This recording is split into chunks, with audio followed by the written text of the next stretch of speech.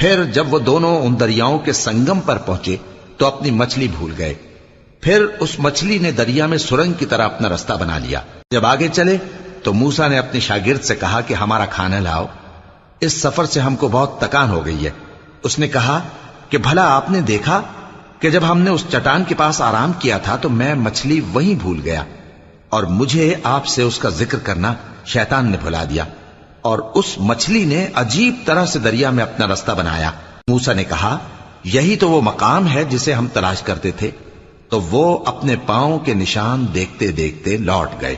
وہاں انہوں نے ہمارے بندوں میں سے ایک بندہ دیکھا جس کو ہم نے اپنے ہاتھ سے رحمت خاص سے نوازا تھا اور اپنے پاس سے ایک خاص علم بخشا تھا. موسیٰ نے ان سے، جن کا نام خضر تھا، کہا کہ جو علم اللہ کی طرف سے آپ کو سکھایا گیا ہے، اگر آپ اس میں سے مجھے کچھ بھلائی کی باتیں سکھائیں تو میں آپ کے ساتھ رہوں. خضر نے کہا کہ تم میرے ساتھ رہ کر صبر نہیں کر سکو گے، اور جس بات کی تمہیں خبر ہی نہیں اس پر صبر کر بھی کیسے سکتے ہو؟ موسیٰ نے کہا اللہ نے چاہا تو آپ مجھے صابر پائیے گا، اور میں آپ کے ارشاد کے خلاف نہیں کروں گا.